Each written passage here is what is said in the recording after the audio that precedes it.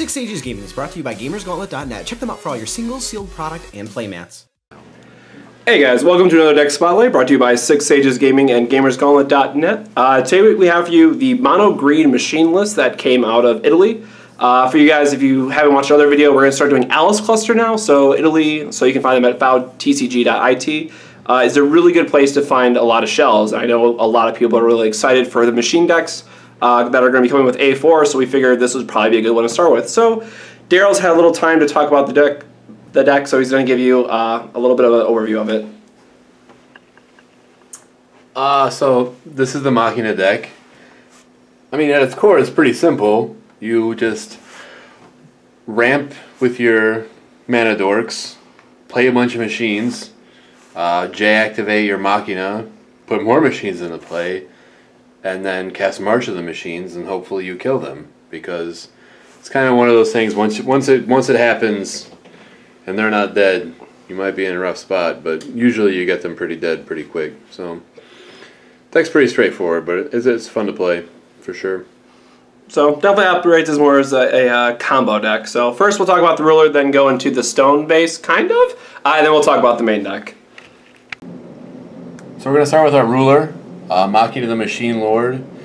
His front side lets you tutor. You pay X. You look for a addition or resonator with no attribute with converted mana cost X and put it into your hand.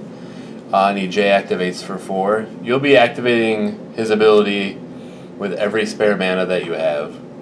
It's pretty much the best mana sink ever of all time.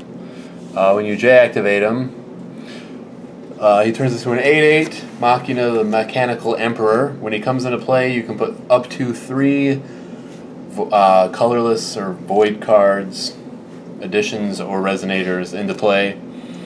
You can banish a resonator with no attribute and prevent the damage that was dealt to him, and his God's Art is pay 3, your guys can't be destroyed this turn. So, I mean, like the 8/8 body's okay, but once you J-activate him, you've probably got all the value you're going to get off of him based on what you're going to cheat into play with this deck. We'll start with the stone base. It's pretty simple. It's 10 wind stones. They don't even have to match. Just play all wind stones because that's where your wind sprites are for. So actually now being a little bit more serious, you can get into the 1-drops. So your 1-drops. God, we're just throwing stuff all over the place. We forgot the 0-drops. Neat. So we got the wind sprites. These are pretty self-explanatory. You put them onto the board and they tap for mana, and it allows you to tutor for things a lot better because you have more mana now. So that's great. Everything that I just said about those could be applied to the Moonbreeze Elves, except they can't be attacked, which sounds like not a big deal, but it's kind of a big deal with a mana dork. Like, it's hard to get rid of, and if they waste a spell on one of your Moonbreeze Elves, you're 100% okay with that because now your machine's going to live. And the old one of fun of special armor. Stops your guy from dying from damage, which is great. When you can put it on a machine and they have to kill it twice. And spoiler alert, there's some pretty awesome machines in here, so this card's pretty good. Another 1-drop, the Magic Screw. There's nothing glorious about this card, but just gives a voidless resonator +6/+6. Yeah, that's it. That's pretty great. Just another way to make your dudes bigger. Okay, this is my opinion one of the biggest enablers of the deck, the Mechanical Sprite. I know it's a very innocuous looking 1-drop 3/3. You can pay 1 void and give it flying, which is great in the early game for just, you know, getting in early beats. Or it's part of our little combo shenanigans that we try to pull off. Another dude that's also great, the Clockwork Soldier. 1-drop 3/3 target attack, which is pretty relevant. Pay 1 void, he gets +2/+0 till end of turn. At the end of turn, you've got to banish him. The thing about this card is you can keep doing this. You can keep activating it over and over again, and it will just continually get bigger. So it's another mana sink. The 2-drop is the addition for Machina. Mechanical City. I'm not even going to attempt the first word. Machine Resonators you can control get +2/+2. It can also strip abilities from other Resonators and give them to a different one for 2 mana. So you can take someone's flying, first strike, pierce, or target attack and give it to one of your guys. So that's pretty relevant. Blessing of Yggdrasil. Just another ramp spell. 1 colorless, 1 green. Look for a stone, put it into play. Spoiler alert, you're probably going to get a Windstone. More machines. Mechanical Knight. Nothing super glorious about this card. It's a 2-drop 6/6. You can pay 1, give it target attack. You'll find out like a lot of the cards that you're playing with on their own aren't super great. They don't do anything fancy. This guy, on the other hand, does all the fancy things. I know it doesn't seem very good, just looking for a colorless card, but this is one of the biggest enablers in the deck. Like, this is one of the important pieces of your combo. You use this, search for another card, kill your opponent. You did it.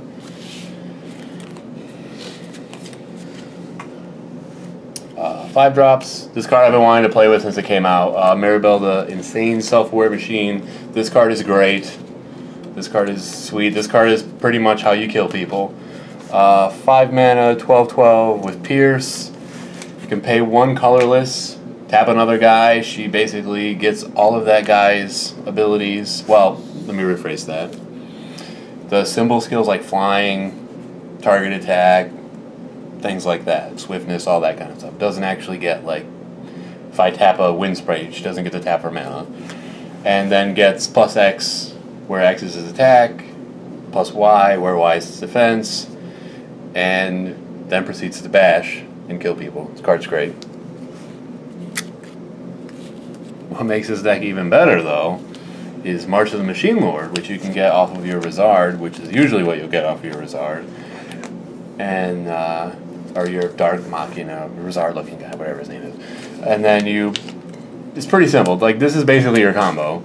You have a bunch of Maribels into play after you J-activate your Machina and cast March of the Machine Lord a bunch of times, and your guys are just gigantic, and Pierce is a very real thing. So, usually this is what you're going to tutor for off your 3-drop, whose name I obviously can't remember. And then, if the game drags on, I guess you could tutor for it off a Machina, but if the game goes on that long where you're tutoring for this, you're probably just dead anyway. Then we kind of forgot a card, but there's another one. And the other Maribel, because, you know, she can get rid of another Regalia, and, spoiler, she's a machine when you activate her, so the card's great. All the Maribels ever. So, overall, I think this deck is pretty great. It's a little bit more complicated to play than I probably let on. Like, your sequencing in this deck is very important. What you tutor for is very important. And, like, learning when to pull the trigger, so to speak, and go for the combo is pretty important. But it's an easy deck to learn, pretty difficult to master. One of the guys at our shop played this deck. Well, the similar version to it. Podina did, and it was pretty cool, and that's kind of what got me thinking about it for Alice Cluster. Is just, you know, it's just a straightforward deck that doesn't try to do anything fancy, and when your Maribels are gigantic, you're gonna get damaged through. So, deck's great. I'm mediocre at best, but I'd play this deck. So. Yeah, and one of the best things too, if you guys check out gamersgauntlet.net and their online store, you can probably build the entire deck for $20. Yeah, the deck's maybe 25. Deck's super cheap.